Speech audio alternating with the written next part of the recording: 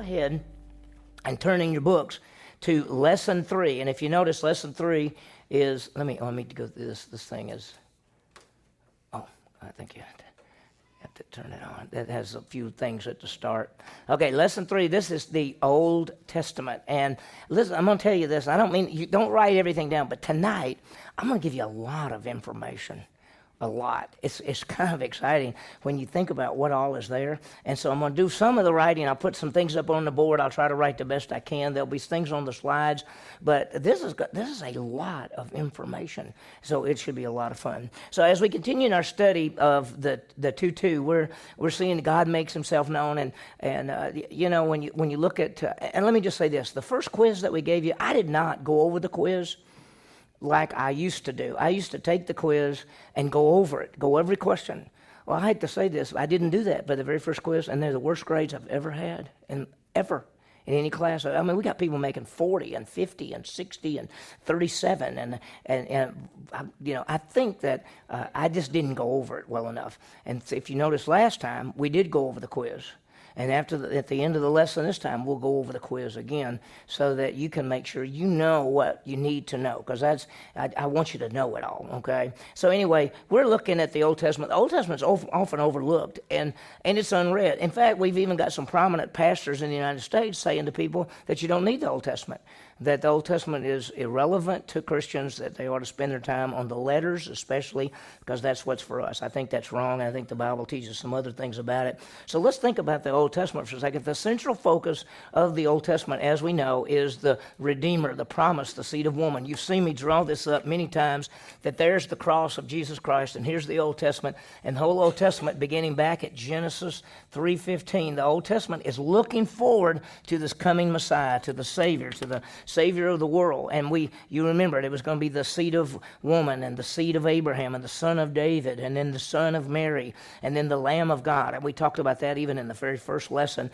And so we can see all that. And so think about this. The Old Testament begins with creation and takes you through the fall of man, and then the choosing of this man named Abraham, and from Abraham comes Isaac, and Isaac comes Jacob, and Jacob comes, Joseph and Judah, and then you have this. The rest of the Old Testament is basically the story of these Jewish people and the fact that the Messiah is going to come through them, and prophecies and all these kind of things. So when people start thinking about Old Testament, I mean, let's face it, you look at the Bible and you go, this is really a big book. I mean, it really is. And, I mean, even I got big writing, but this is a big book, and there's a lot of things in there, and people say things like, how in the world can you know the Bible? And the truth is you can, as you study it, and the more you study it and the more you begin to put it together, things begin to make sense. And the Bible is logical. The Bible fits together. The things that were promises in the Old Testament come true in the New Testament. We can see all of the promises about Messiah. All of those things, they're amazing. And so we're going to look at tonight the Old Testament. And it's big. I mean, it's a lot of books. And you think, wow, Lee, how are we going to know all this? Well, there's some things that you'll never remember at all. There'll be some things that'll be easy, and you'll go, I remember that, and we'll put it together. Let's think about, just for a second, the Jewish Old Testament was 3 parts. What were the 3 parts?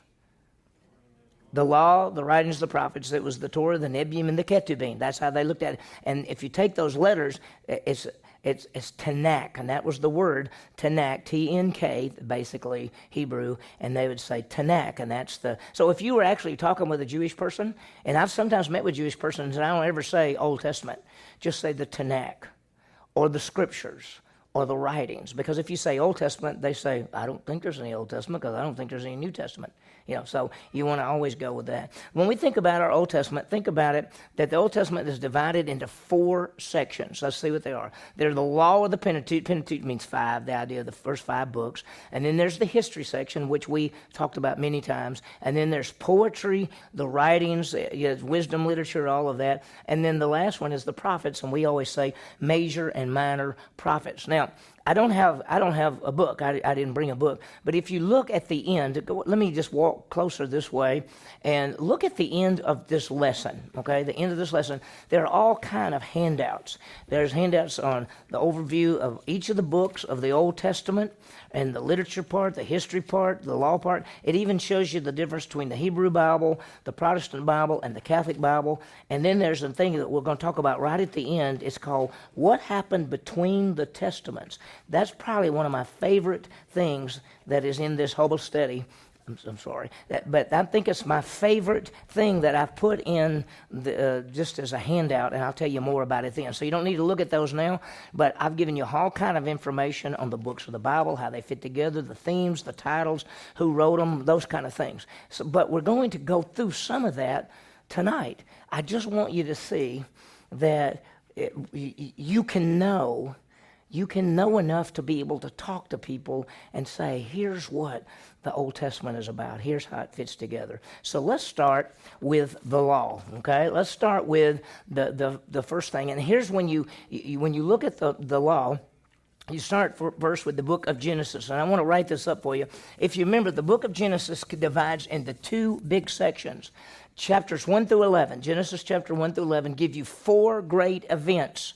Four great events: creation, fall, flood, and I call it the division. So think about this. In the first 11 chapters, you have the creation of man, you have the fall of man, you have the flood, which wipes everything out, and then you have the division. That's Genesis 1 through 11. It covers a long time period. We don't know how far back it goes. It used to be that people would say that the creation happened at about 4,000 years before Christ. I think it's probably more than that. I think it's probably 7,000 to 8,000 years before Christ. That's what I actually think. I don't think it's millions of years, of course. And I also think that the world was created in 6 days, and I think there were literal days. But we could talk about that more at a different time. But anyway, the first 11 chapters of Genesis, and if you want to be able to say, how do I remember what Genesis is about? Genesis 1 through 11, four things: creation, fall, flood, scattering, division. The last part of the book, chapter 12 through 50, is the patriarchs. And look who that is, four people: Abraham, Isaac, Jacob, and Joseph. So if you said, I want to know the book of Genesis, the first 11 chapters, four things: creation, fall, flood, and division.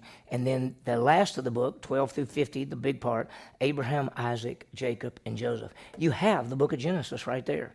If somebody said, the book of Genesis is 50 chapters, it's huge. And you say, yeah, first 11 chapters, four things.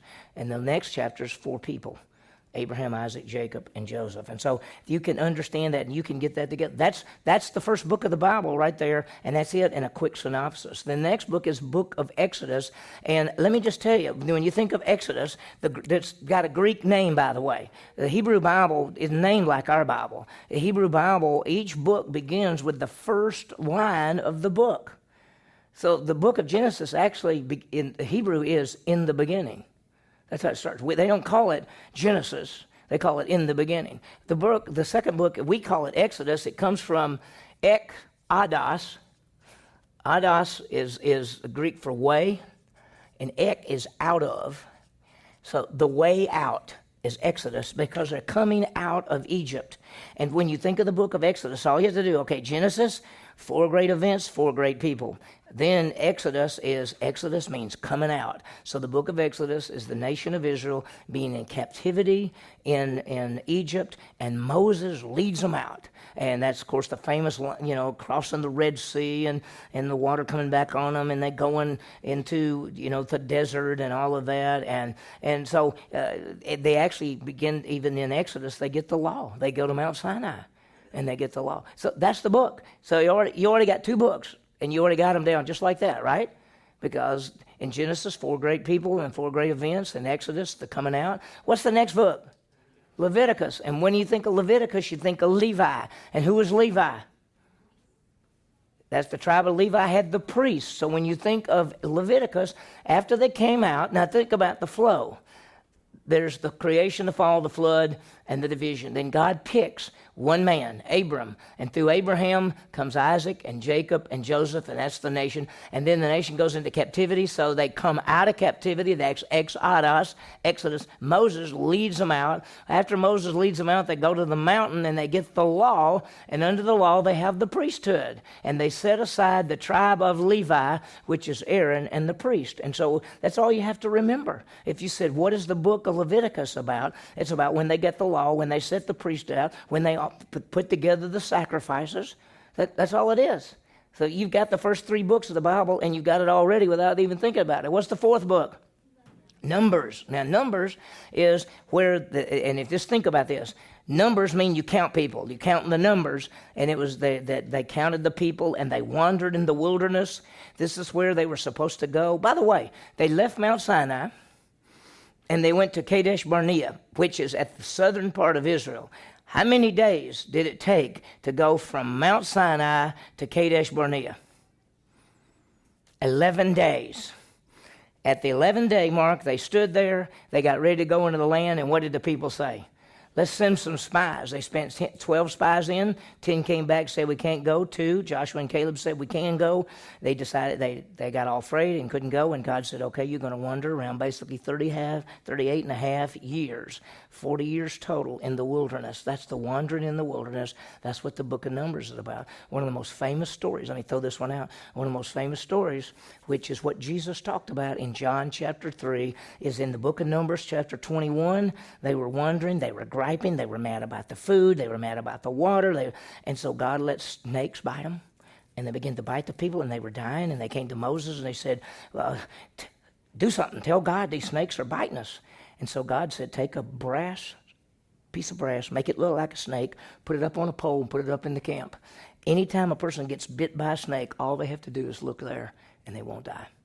And Jesus used that and said, as Moses lifted up the serpent in the wilderness, so must the Son of Man be lifted up. Whoever looks to him, whoever believes in him, has eternal life. That's what Jesus told Nicodemus. He used the story from Numbers 21. So that's a great book. And so you got the books. Genesis, 4 great events, 4 great people. Exodus, coming out. Leviticus, getting the law. Numbers, didn't go into the land, wandered around. What's the next one? Deuteronomy. Deuteronomy means second law. And so as they got ready to go in the promised land, Moses taught what he did, basically told them, we're adding to the law because we're fixing to go into the land, and you got to know how to live in the land. And they talked about the sacrifices and all that. And by the way, that is the first 5 books. You got it right there. And I guarantee you that if you had to memorize it and remember it right now, you could. Because what's Genesis, the first 11 verse 11 chapters? It's 4 great events. What are they? The creation and the fall and the flood and the division. And then there's 4 great people. Who are they? Abraham, Isaac, Jacob, and Joseph. And then what's the next book? Exodus. It's what? Coming out. What's Leviticus? Getting the law. What's Numbers? Wandering around. What's Deuteronomy? They get a second law right before they go into the land. You already know the first 5 books, right? You got it. It's not that hard. It does help that it is history, and it flows together. Okay, so that's the law. All right, what's the next section after the law? History. So let's talk about history. And after the death of Moses, they got ready to go into the land. And so what's the next book? Who led them into the land? Joshua. There it is. And Joshua, they take the promised land. And what's the famous song? Joshua fought the battle of Jericho. That's, if you want to start remembering things, they fought the battle. They crossed over. Priests stepped their foot in the Jordan River, and it stopped. They crossed over. They fought the battle. They walked around Jericho, shouted. The walls fell down. They had great victory. And the story of Joshua is them conquering the land that God promised them. That's all. That's what the book is about. There's so much there. Now, what happened after they got the land, and they divided it up among all the tribes? Well, then we got the books of Judges and Ruth, and what's sad is, after Joshua died, then there were some people who did well, and then after they died, they actually forgot the good truths, and they turned away from God, and God let they had sin and judgment, and they would cry out, and God would raise up a judge, which is actually a defeater, a victory guy, and they would have victory. And that's what the book of Judges is. And there's a cycle of 13 different judges in the book of Judges. They would do good, turn away from God, enemy would conquer them, they'd cry out to God, he would raise up a judge that'd have victory, then they'd be doing good, then they'd turn away from God, and it goes on and on. That's what the book of Judges is all about. The book of Judges says that there was no king in Israel, and everyone did what? What was right in their own eyes. At the same time of the book of Judges is the story of Ruth. And Ruth, the family leaves and goes to Moab, and Naomi is there, and her her husband dies, her 2 sons die. They married 2 Moabite girls. They come back. Only one comes back. That's Ruth. And the story of Ruth is the story of the kinsman redeemer. The story of Ruth shows us the picture of Jesus Christ. And Ruth is the great-grandmother of who? King David. Do you understand that? King David's great-grandmother was not Jewish. She was a Moabite. And so the Bible says, look, God takes everybody and he uses them all. And so that's Joshua and Judges. And then after Joshua and Judges, then come these books. 1st and 2nd Samuel, 1st and 2nd Kings, and 1st and 2nd Chronicles. They all fit together. They're history. They get the final judge. They get the kings of north and then the captivity. If you remember, let me just remind you of something, that the first king of Israel was who? So second king was who? David. Third king was? And after Solomon's death, the nation divided into a northern kingdom and a southern kingdom. And the northern kingdom was called Israel, and the southern kingdom was called Judah. And they never had a believing king. They had some believing kings. And what happens is the story of 1st and 2nd Samuel. 1st Samuel is basically about Samuel and Saul, and 2nd Samuel is about David, and 1st Kings is about Solomon, and then the rest of the kings and the Chronicles, they all go back and give you the history of all these. And so we get the kings, and the nation went into captivity. 722, they went into the Assyrians. In 605, they went to the Babylonians, Northern Empire first and Southern Empire second. All of these things and the divisions, and this is all in the history part of 1st and 2nd Samuel, 1st and 2nd Kings. In the Hebrew Bible, they put them all together. 1st and 2nd Samuel and 1st and 2nd Kings all went together. And that's why they don't have the same number of books, but it's exactly the same books. So that's how everything fits together there. Now, so we've got... After Moses comes Joshua, and after Joshua comes the Judges and Ruth, and after that comes the Samuel and the Kings and all of this and the divisions. And listen, if you had to remember it, all you have to do is this. After Solomon, the nation divided. Northern kingdom never had a good king, and they went into captivity. Southern kingdom had good kings, and they went into captivity. Why did they go into captivity? Huh? They didn't keep the Sabbath. They failed to obey the Bible. Their sacrifices, when they did sacrifice, they sacrificed them with the wrong motives. We'll talk more about that sometime. And all of these things. And God allowed his people. He allowed his people to go into captivity. And so that's then. Now, after that, after the captivity, they were in captivity for how many years?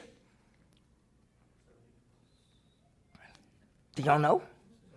So, say it. 70 years, exactly. And what's amazing, there were 3 deportations, 605 BC, 598 BC, and 585 BC. And there were 3 coming back, and each one of those were 70 years after those other 3. Whenever God says something like it'll be 70 years, it's going to be exactly 70 years. You can just write it down. And so when they came back, Ezra came back, and what did he do? He rebuilt the temple. That's what the book of Ezra is about. They rebuilt the temple. The book of Nehemiah, what did they do in Nehemiah? Anybody remember? They rebuilt the walls of the city because they were broken down. And finally, the book of Esther is the story of the Jewish people who did not come back, and they stayed in Persia. And of course, we know the story there that they were going to kill all the Jewish people, and so they cast lots to decide when the Jewish people would be killed. And of course, Esther went into the king and basically saved all their lives. And so on that particular feast called the Feast of Lots, which is Purim, the Jews had a great victory. And so from that point on, the Jews, and listen, every year, the Jews to this day, they celebrate Purim. And they wear masks, and they wear good clothes. It's almost like a Halloween, and they give gifts to each other because they remember that God delivered them from an enemy that was going to wipe them out. And that's the book of Esther. So and basically you now have the Old Testament almost. Let me just tell you, you have the Old Testament because you have the book of Genesis, Exodus, Leviticus, Numbers, and Deuteronomy, getting them all the way up, and then you have them coming into the land, taking the land, the kings, and then the divisions, and then you have them coming back and rebuilding the temple, rebuilding the walls, and the lays. You've got it. That's the Old Testament right there. Old Testament, it actually ends with Chronicles, numerically. And so there you have it. So you got the Old Testament, right? Now, there's some more things in there, right? And because what's next after that part is the what? The writings. Okay, so let's talk about the writings, and you're gonna love the writings, because when you think about the writings, first of all, sometimes known as wisdom literature, it's also known as poetry, those kind of things. Let's talk about it. The first one is the Book of Job. And when you think about Job, let me ask you a question. When you hear the Book of Job, what do you think of? Suffering, yeah. What else? Anything else? I've had people say the Book of Job tells us why we suffer. It does not. The Book of Job actually shows us how we should respond in suffering. That's what it's about. If you remember that Job was very rich, he had all kind of kids, he had all kind of cattle, he had all kind of land. He was one of the richest men. His daughters, it says, were the prettiest in all the land and everything. And Satan, basically, this is a weird thing, but Satan went before God and basically challenged God and said, the only reason Job loves you is because you've blessed him. And God says, I'll let you touch his life. You can't kill him, but I'll let you touch his life. And he lost everything but his wife. And he probably wished he'd lost her, because the first thing she said to him is, why don't you just curse God and die? And he said, should we accept only good from the Lord and not bad? And Job is an amazing man, because instead of cursing God, instead of being mad at God, so to speak, he tried to trust God. Now, he didn't understand it. And 3 friends came. I love this, because if you read it, you start seeing these Eastern people. They come, 3 of his friends, and they see him, and he looks horrible because he's got disease, boils, his body is, it's just horrible. And they come up and they see him, and they sit at a distance for 7 days and never say a word. Now, what we would do, we'd be there immediately. We'd write 2 or 3 things, give them a subscription, say this again. We'd tell them what to do and all this stuff. But they didn't. And what happened is they came to him to talk to him, and he says, I wish I'd never been born. This is really bad. And then these friends say, well, obviously your sinning is the reason that this happened. And he said, no, I didn't sin. First guy says, yeah, you sinned badly, or else you wouldn't have these things happen to you. He said, I didn't sin. The second friend comes, says exactly the same thing. Third friend comes, says the same thing. There's a cycle about 3 different times, and every time they tell him how bad he is, and every time he says, I'm not bad. I haven't done anything wrong. This is happening to me not because of my sin, and they say it's because of sin. And the truth is this, when something happens to somebody, what's a lot of people's first thought? I wonder what they've done wrong. Wonder why these bad things are happening to them.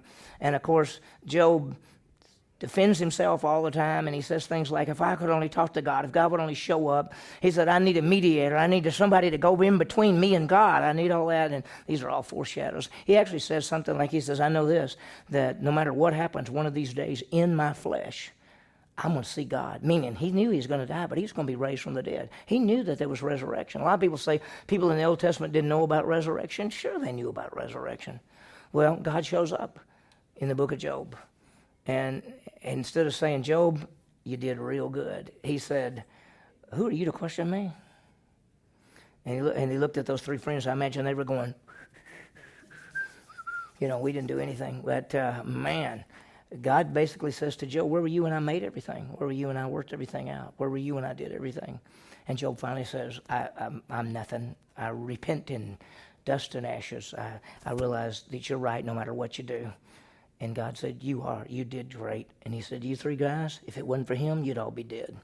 I'm going to let him offer a sacrifice for y'all and let you still live. Whew. So it's an amazing book, and it basically how to respond in suffering and the sovereignty of God. I used to think, I don't want to read Job. It's 40-something chapters, and it seems so long, but I've been reading it some, and when you start reading it, all of a sudden you see that these are people talking back and forth about God. And the 3 friends all say that God doesn't have anything to do with you because you're a sinner and you need to get your act together. And if you had your act together, all these things wouldn't be happening to you. And they say it over and over. And Job keeps saying, I ain't done it. It's a great book. It's powerful. It's not an uplifting book. Let's face it. Okay. How about the second book is the Psalms? Oh my gosh. I don't know about you, but I have this little reading program, and I read 3 Psalms every day. And it takes me like 50 days because there's 150 of them. So every 50 days, I read the book of Psalms, basically. And they're songs. David, we think, wrote between 72 and 75 of them. We're not sure all exactly what he wrote, but they're basically worship things. And they're really amazing that when you study that and you read it, and the great songs, people have taken, of course, some of the Psalms and they put them into, songs and things nowadays. But some of the songs, the Psalms, there's 5 or 6 different kinds of Psalms. There's called exalt Psalms, lament Psalms, imprecatory Psalms, and some of the Psalms are sad. Some of the Psalms are saying, get the enemies. Some of the Psalms are saying, praise the Lord, praise the Lord. So sometimes it's just according to how you feel when you read it. I don't know about you, but when I read the Psalms, sometimes whatever I'm reading is exactly the way I feel. It's like, I think, how did you know that today when I read that, that's exactly the psalm I needed to read? So let me just tell you, if you want to do something fun, and I've got another thing I'll show you in just a second, but just sit down and read 3 psalms a day. Keep a little. I have a little marker, and I go like 1, 2, 3, and then I put a little thing say I'm number 4. So the next day it's 5, 6, and 7. The next day it's 8, 9, and 10. Then when I get to Psalm 119, I do a little bit different there because it's 176 verses. But anyway, it works great. And so about every 50 days, I read the whole book of Psalms, and it's so fun. There's so much there. Okay, then what's after that? Proverbs. Okay, so in this here's Proverbs, and Proverbs is wisdom literature. And when you read the Proverbs, and there's 31 of them, and here's what I do. Not only do I read 3 Psalms every day, which gives me through the book of Psalms in 50 days, I read the proverb of the day, meaning that today is what day? What's the date? The 16th? I read Proverbs 16 today. Tomorrow will be 17. And even if you skip a day, it doesn't make any difference when you wake up, and if it's the 20th, read the 20th proverb. And what's great is every month you're reading the wisdom literature. And before long, it begins to get in your brain. And it'll say, the wise man does this, but the foolish man does this. And you begin to say, I want to be wise, and you start reading, and there's all these things. And so this is maybe a tip. Read 3 proverbs a day, read 3 Psalms a day, and 1 proverb every day, and you'll get through wisdom literature. The Proverbs, you'll get through them every month, and the Psalms, you'll get through them every 50 days. And it is amazing because you're singing the songs, you're reading the songs, you're reading what David wrote, somebody else wrote, Asaph wrote, these guys. And then the Proverbs is you're getting wisdom literature. And I mean, it's wisdom. I mean, if somebody came to you and said, hey, will you co-sign on a note for me? What's the answer? No. But why? Because the Proverbs said, don't do it. Don't do it. It says, the Proverbs say that in many counselors there is wisdom. It's okay to say, hey, look, I got a decision to make. I want 3 or 4 of you guys. What do y'all think? Wisdom literature is powerful. So we've got Job and Psalms and Proverbs. And then what's next? Oh my, Ecclesiastes. Now that book has got to be the most depressing book that you'll ever read in your life.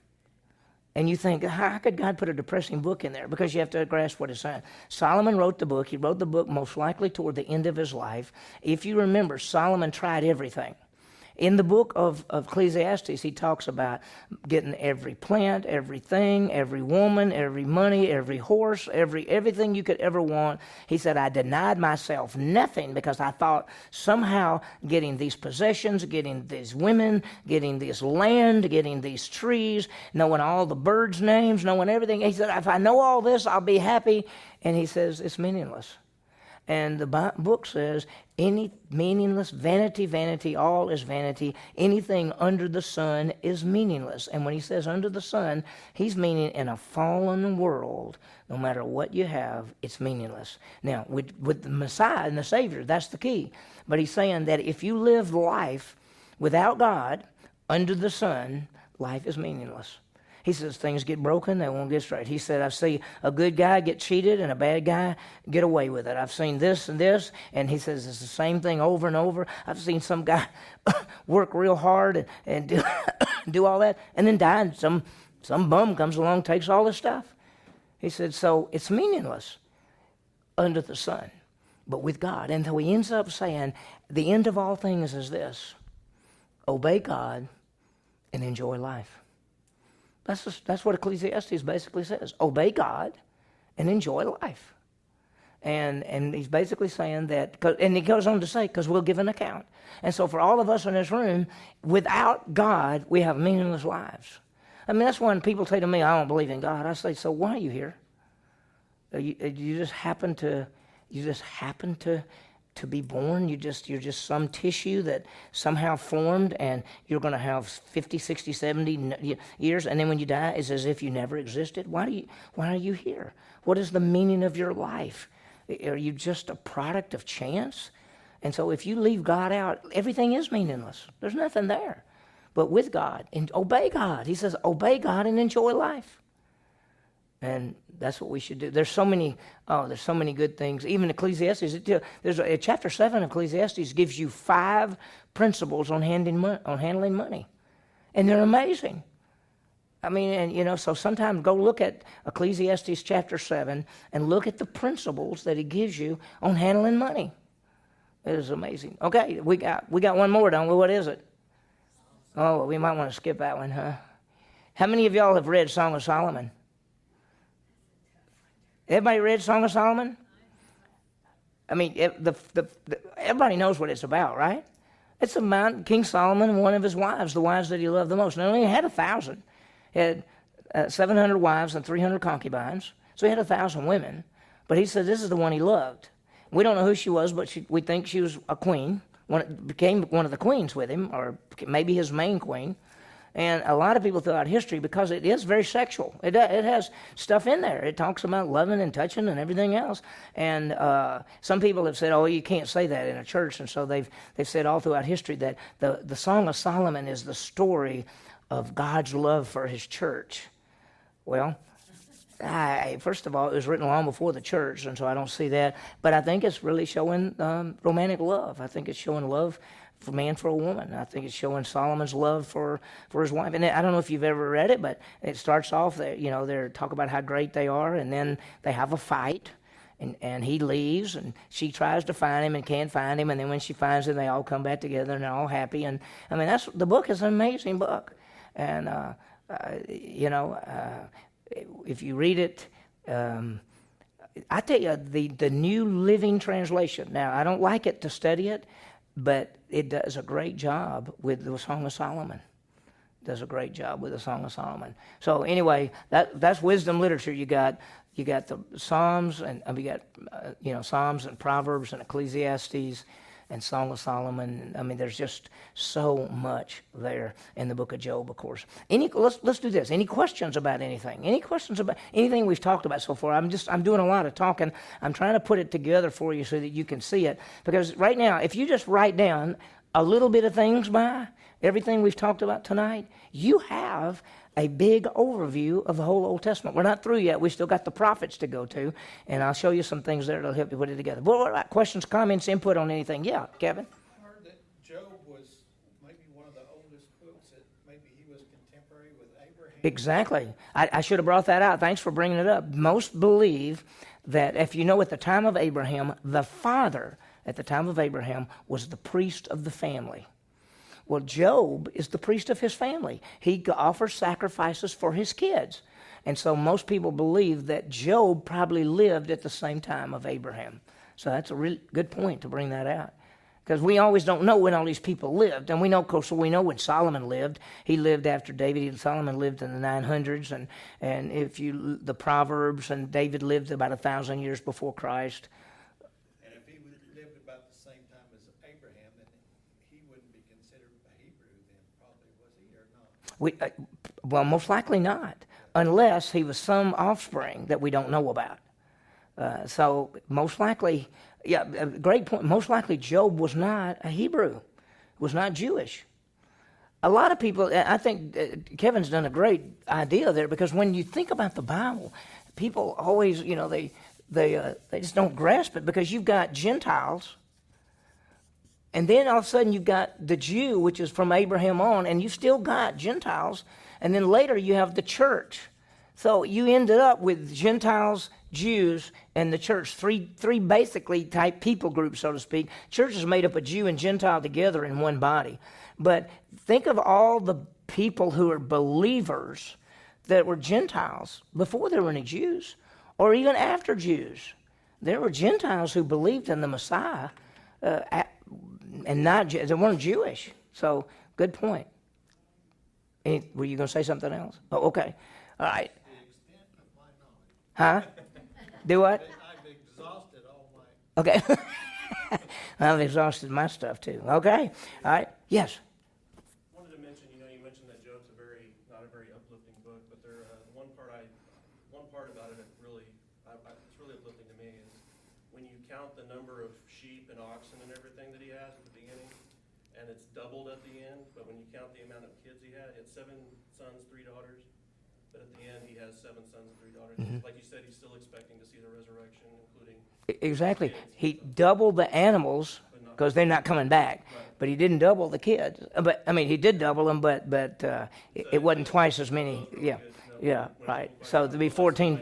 Yeah, yeah. It's amazing. He believed that he would stand in his body and see the Messiah in his flesh, and he knew he wasn't planning on living. I mean, he knew he would die and come back and see that. When people talk about the Old Testament, there's 2 things people always miss. They say things like they didn't know about resurrection and they didn't know about the Holy Spirit. And I've had people come to me and say, being born again, is New Testament. I said, no, it's not.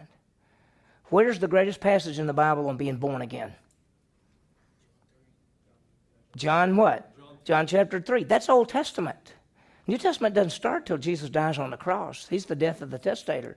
Matthew, Mark, Luke, and John, almost the whole books are all Old Testament books. Jesus Christ lived his entire life under the Mosaic law. Old Testament.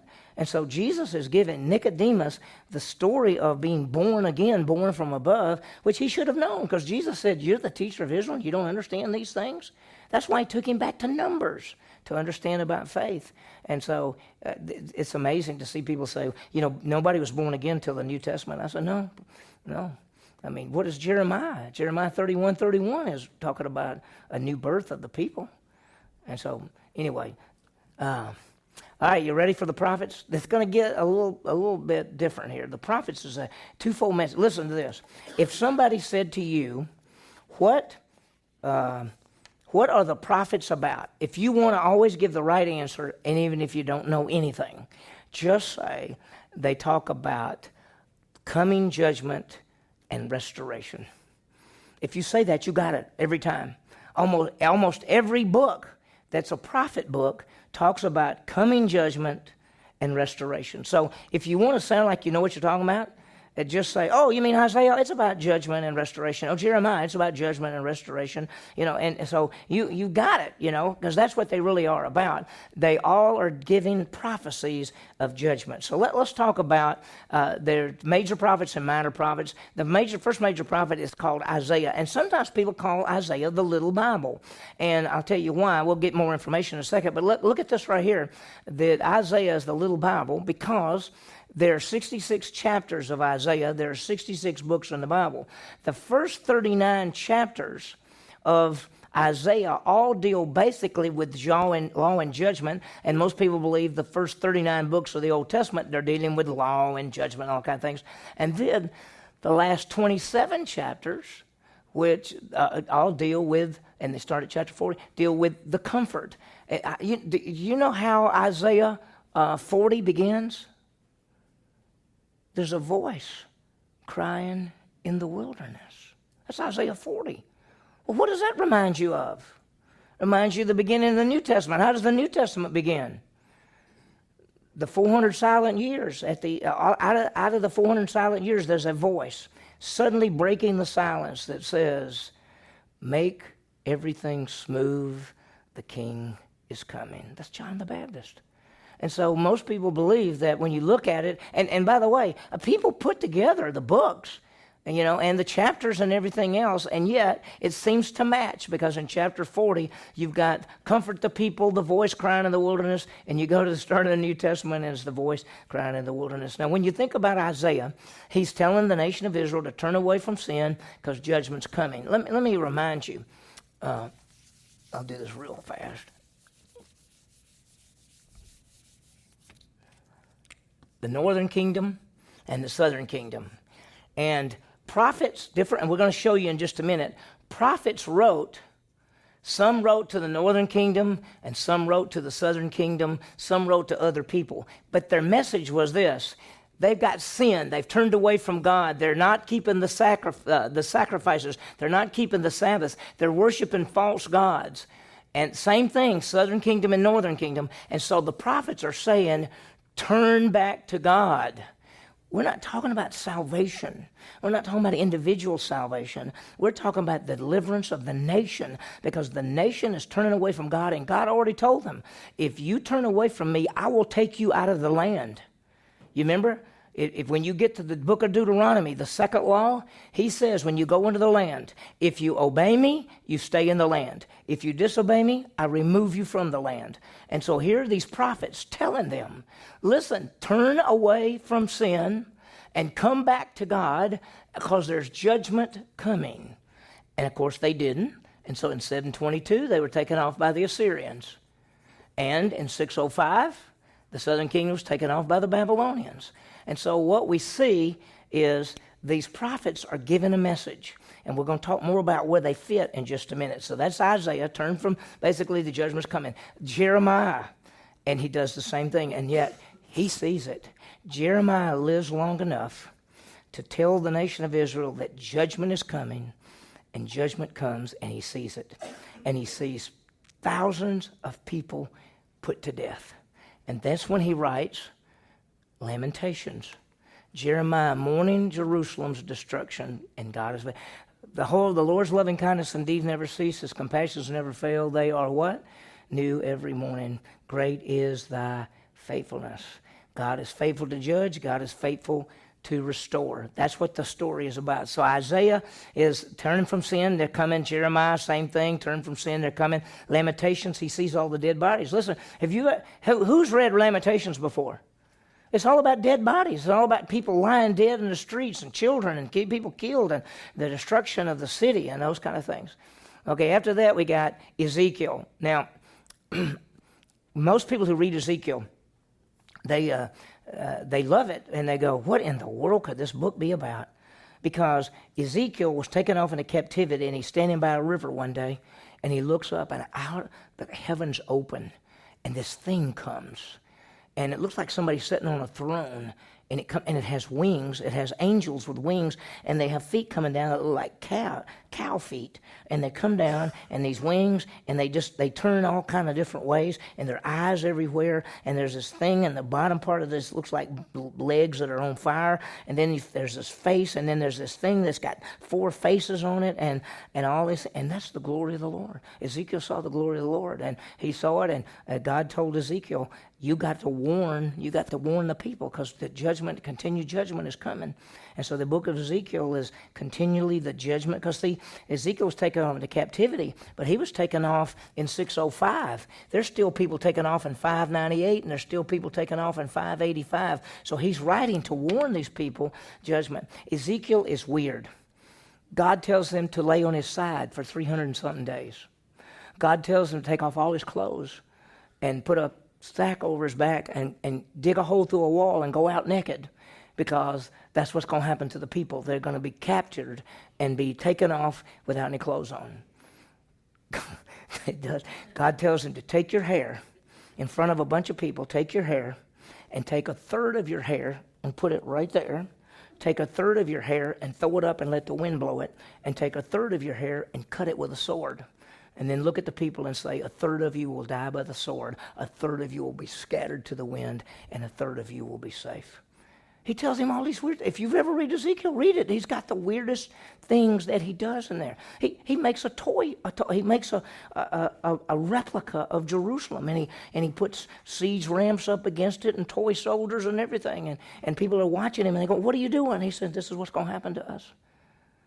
So sometimes Ezekiel is amazing. And he also sees the coming temple, the millennial temple. He sees it and describes it. So that is a great, great book. And then, of course, there's Daniel, and we all know about Daniel and Nebuchadnezzar and the 70 weeks. And let me just throw you this. You do know that in Daniel, it's one of the most powerful books. We've studied it at church. We've studied it at different times. And we'll get a good bit of Daniel when we get almost to the end of the book, when we get into the chapters 24, 25, 26. Those chapters, we'll get it. But Daniel saw that there were 490 years for the nation of Israel, and they would start in Nehemiah 2, 1 through 8. And that would be the year 444 BC, and it would start.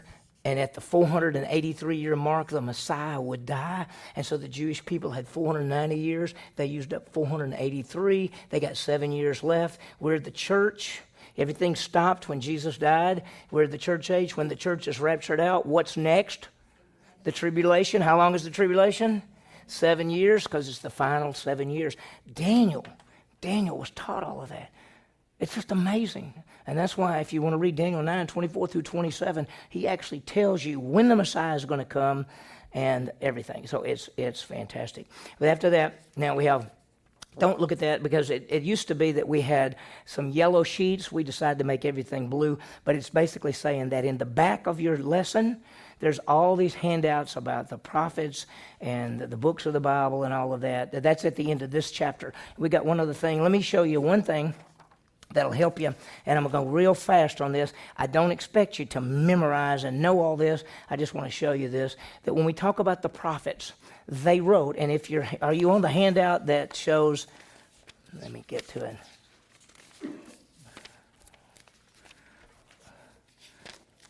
I can't find my sheet. This sheet right here. Are y'all on that sheet? Not these handouts. Just, yeah, you're on this sheet, right? Okay, so this is going to show you to whom each of the prophets wrote, okay?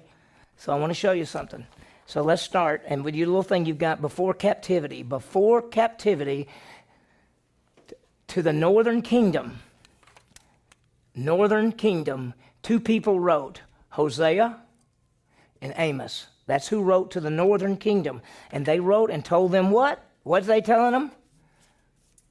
Judgment and restoration. Of course, when you read Hosea, Hosea was, the picture was this. God said, Hosea, I want you to marry a prostitute.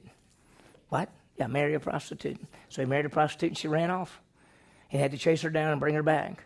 And the whole picture was Israel's a prostitute.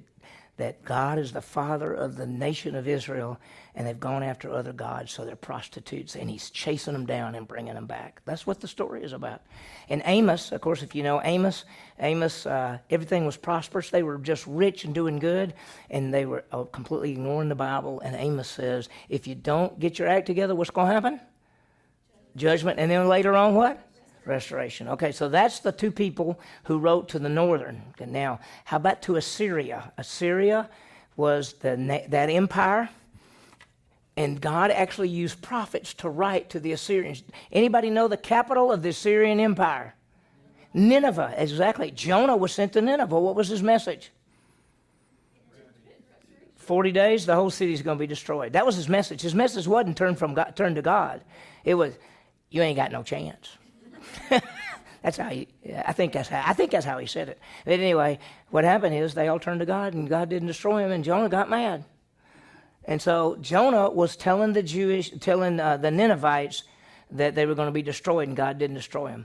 100 years later, Nahum comes, but this time he's going to destroy them, and he does. And that's what Nahum writes to the Assyrians. Okay?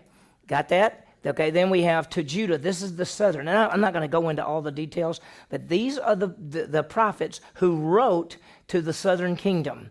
Joel wrote about the day of the Lord. Isaiah wrote about the coming judgment. Micah, if you remember Micah wrote about judgment and restoration. Of course, Jeremiah about what was going to happen. Habakkuk, do you know, remember Habakkuk? Habakkuk starts off with, Habakkuk is real pious. And he says, oh Lord, I look around at our land and our people are so bad. And so God says, that's right. So I'm going to send the Babylonians to wipe them out. And then he goes, how could you send the bad Babylonians to wipe us out? That's what it's about.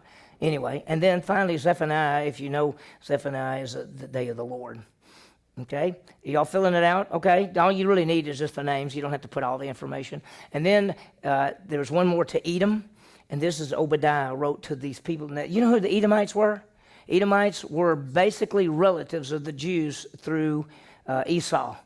And when the Jewish people were getting captured, the Edomites helped the people capture the Jews. And so God says, because you did not help my people, I will destroy you. And that's what he does. That's what Obadiah sent the message. Okay, during the captivity, there were two people who wrote. Daniel, of course, we know what he did. And Ezekiel, we know what he did. They lived during the captivity, okay, and wrote during the captivity. And then finally, of course, after the captivity, we have Haggai, Zechariah, Malachi. Don't say Haggai. It's not Haggai. It's Haggai. And let me ask you something. When they first came back from the captivity, what were they supposed to do? Rebuild the what? The temple. Well, Haggai and Zechariah both write about the people building the temple. If you remember, one of them says, you guys live in nice houses, and the temple isn't even built. Build the temple, then you can live in a nice house. And then what was the other thing they had to do? To build the wall. Well, Malachi writes about building the wall. So, now by the way, on the quiz, this page will be on the quiz right there.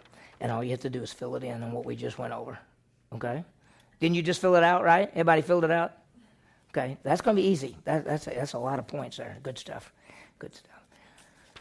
Okay. Then there's the silence. And the next voice you hear is John the Baptist. If you would, turn to the back of the lesson. I'm just going to stand here. And if you notice, I'm going to stand this way. You don't have to have the video on me if you don't want to.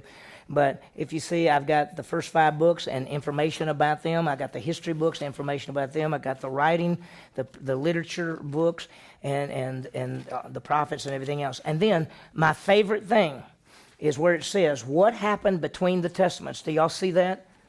There it is. That took a long time. I had somebody help put that together. That gives more information than you can imagine. That is worth history books right there, that one little thing, because it takes you what happened in between the last writings in the Old Testament and the beginning of the New Testament. It takes you through all the Medo-Persians, the Greco-Macedonians, Alexander the Great. It takes you through the Roman Empire coming to power. It takes you through all the people. It even brings you up to the time of Christ. It tells you who the Pharisees were, who the Sadducees, who the Herodians have, what the Sanhedrin was. It gives you all sorts of information. It is worth, listen, it's worth a lot of money. Just that one part. There's so much information there. So use that sometime. In fact, for fun, just read it. You'll start going, I can't believe all this is here. Because you remember what, I'm going to end because I know time is up. Do you remember what happened in between the Testaments? I mean, this guy named Antiochus Epiphanes IV, who came in and he subjugated the Jewish people. And he hated them. And he put them in all kind of servitude. And he went to fight in a war, and the rumor was he got killed. So the Jews celebrated. And he found out they celebrated. So he came back in there, and he said, that's it. And he went into the temple, and he put a pig on the altar of the temple, and he took all boy babies that had been circumcised, and he killed them, and he hung them around their mothers' necks. And he took the Bibles, and he destroyed the Bibles, and he ransacked the temple. And the Jewish people, with a guy by the name of Judas Maccabeus, the Maccabees, they all got together and they began to do guerrilla warfare. And in a miracle, in a 3-year time period, they defeated Antiochus Epiphanes and ran him out. And he ended up getting killed in a battle. And they came back to Jerusalem, and the temple had been destroyed for 3 years. And they went to the temple, and they set it up, and they started to do sacrifices, and they only had enough oil to run the big lampstand for 1 day. And they lit the lampstand, and it lasted 8 days. And they call that the Feast of Lights, which is Hanukkah. And so the story of Hanukkah is how the Jewish people defeated Antiochus Epiphanes IV. And they celebrate it to this day, just like they celebrate Purim. And so all these things in the Bible, they're not stories that were made up. They're accurate and true. The only time Hanukkah is mentioned in the New Testament, Jesus was walking in the temple in the feast of wintertime. That's what it says. And that's when Hanukkah is, in the wintertime. You'll hear people say that Hanukkah is the Jewish Christmas. It is not. It has nothing to do with Christmas. Okay, so understand the books. Just understand the books of the Old Testament. Understand God's plan, how it ties in. Understand the Old Testament's the foundation. And then there's the verses that you need to know. All we like sheep have gone astray, to one wrong way, but the Lord laid on him the iniquity of us all. And of course, the Lord's Lamentations 3:22-23.